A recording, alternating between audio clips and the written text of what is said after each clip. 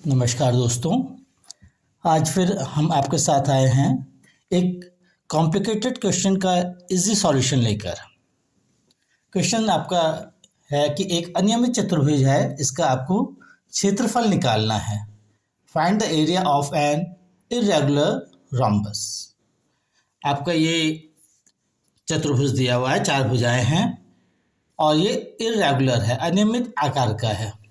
यहाँ न तो इनके आर्म्स, इनके जो आर्म्स हैं उनका कोई आपस में ऐसा रिलेशन है, ना ये 90 डिग्री में है, ना इक्वल आर्म्स, ना तो इक्वल है ना पैरेलल है, ना इनके बीच के जो कोण हैं वो 90 डिग्री है। कोई मैं जरूरी नहीं है, कोई हो सकता है कोई 90 हो कोई नहीं हो। तो आपको ऐसे चतुर्भुज का क्षेत्रफल निकालना है। मैंने आप पहले भी एक वीडियो बनाया है इस पे कि कैसे इसका एरिया निकालें। बहुत सिंपल है, जिसमें ज़्यादा मैथमेटिक्स नहीं है।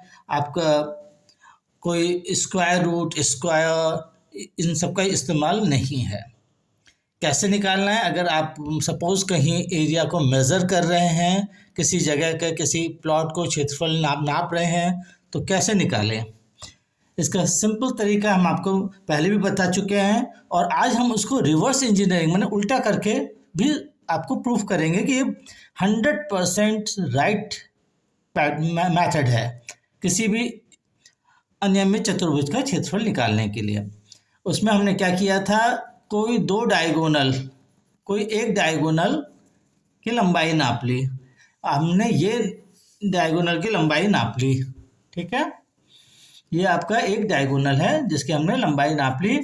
मान लीजिए ये लंबाई आपकी ए है और दूसरा क्या किया था, कोई जो इस अब ये दो पॉइंट्स आपके मिल गए। अब तीसरे पॉइंट से इस लाइन पे एक लंब निकालना था, परपेंडिकुलर ड्रॉ करना था। मतलब कि कुल मिला के इस पॉइंट से इस लाइन के बीच की मिनिमम दूरी निकालनी थी। लंब की दूरी जो होती है वो मिनिमम दूरी होती है, तो यहाँ से यहाँ तक की मिनिमम दूरी निकालनी थी। ये दूरी अगर मान लीजिए बी है और इस पॉइंट से इस, देखिए ये दो तो आपको पहले नहीं हो गए। अब इस पॉइंट से इस विकर्ण की दूरी निकल गई।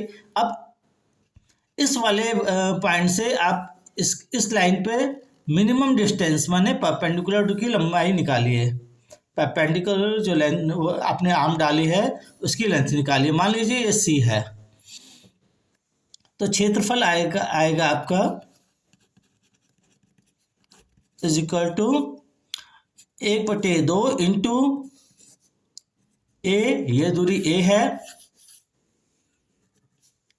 इंटू ए इंटू बी प्लस सी।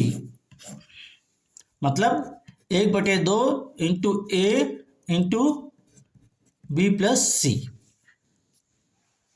अब कभी लोग गलती क्या करते हैं, लोग यहां से यहां तक की दूरी निकाल लेते हैं।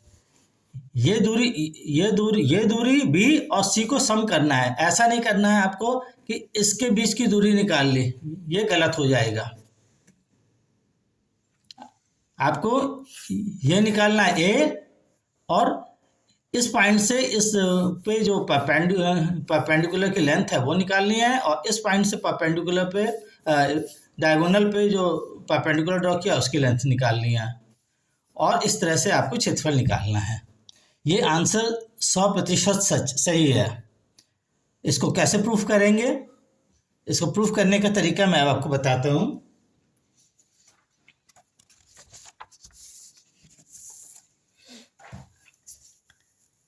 ये एक रेक्टेंगल है। रेक्टेंगल मीन्स जहां आमने सामने की भुजाएं बराबर हैं, पैरेलल हैं, समानांतर हैं। ये दोनों समानांतर हैं, ये दोनों समानांतर है, ये दोनों पैरेलल बराबर हैं, ये दोनों बराबर है। तो इसका मतलब ये 90 डिग्री है, ये 90 डिग्री है, ये 90 डिग्री है, 90 डिग्री है। 90 का कोण बना रही हैं ये सारी भुजाएं। अब मान लीजिए ये आर्म x है, ये y है, तो इसका टोटल एरिया कितना होगा?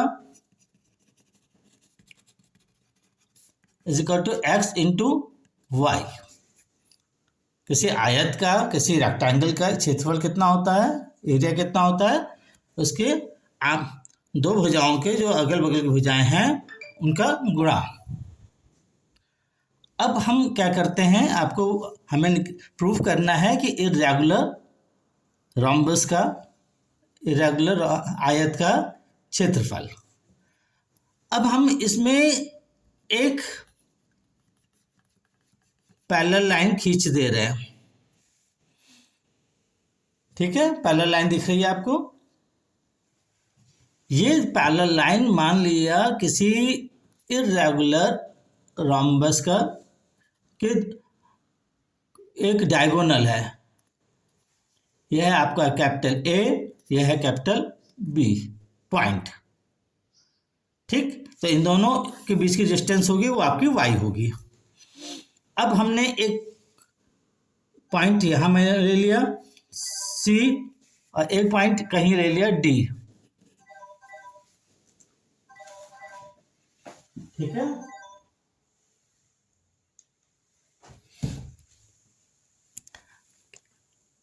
अगर हम इस डी से यहां तक की एक परपेंडिकुलर ड्रॉ करें और इस सी पॉइंट से यहां परपेंडिकुलर ड्रॉ करें, तो सी से इस पॉइंट की दूरी प्लस डी से इस पॉइंट की दूरी कितनी होगी, इन दोनों का समेशन कितना होगा, ये एक्स के बराबर होगा। क्योंकि यहां से यहां और यहां से यहां, ये दोनों, अगर ये दूरी और ये दूरी जोड़ दिया है तो ये दूरी प्लस ये दूरी माने टोटल एक्स की दूरी ये आती है। अब हमने रोम्बस बनाया, ये आपका एक इर्रेगुलर रोम्बस बन गया। ठीक, अब ये देखिए, ये जो इस पहले का एक रेक्टेंगल था, इसको हमने इफेक्टिवली क्या किया, चार सेक्शंस में डिवाइड कर दिया। एक सेक्शन ये है, दूसरा सेक्शन ये है, तीसरा सेक्शन ये हो गया और चौथा सेक्शन ये हो गया। अगर मान लीजिए इस एरिया का, इस वाले का एरिया ए है, इस टोटल का एरिया बी है, इस टोटल का एरिया सी है और इस टोटल का एरिया डी है, तो जो स्टार्टिंग का रेक्टेंगल है उसका एरिया कितना होगा, x into y is equal to a plus B plus C plus d. ये total area is equal to summation of a plus summation of b plus summation of c plus summation of D.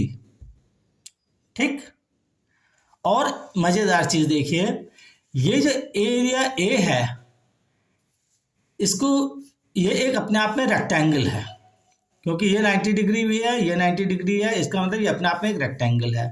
और ये जो line है इसको, इस rectangle को दो part में डिवाइड कर रही है, इक्वली पार्ट में डिवाइड कर रही है। इसका मतलब ये एरिया a/2 है और ये एरिया a/2 है। इसी तरह से इस वाले रेक्टेंगल को देखिए, इसका पूरा एरिया a है, ये अपने आप में एक रेक्टेंगल है क्योंकि ये 90 डिग्री है, ये भी 90 डिग्री है, ये भी 90 डिग्री है, ये भी 90 डिग्री है।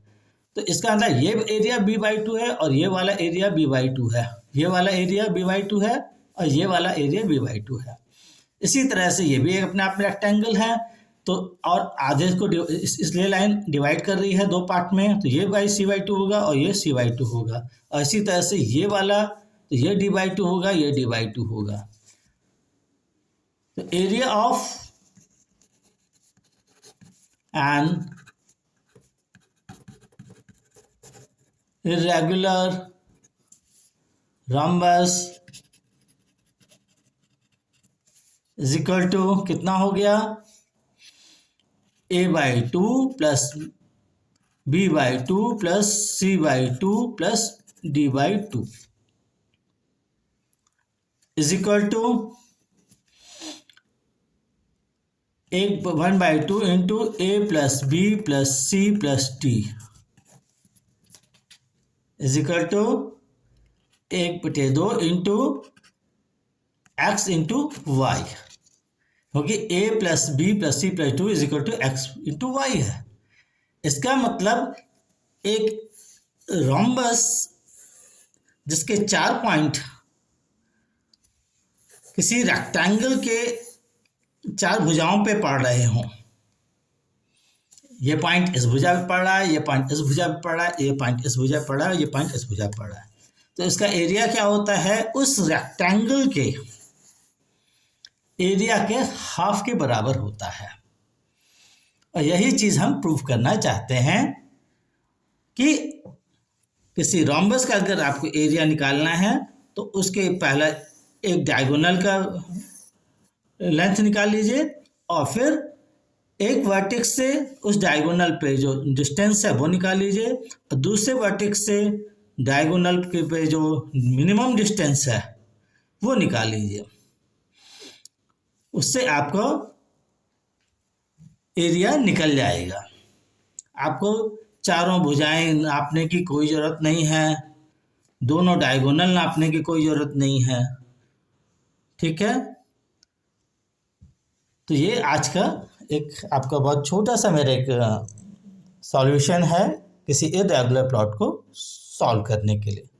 आई होप आपको ये वीडियो पसंद आई हो।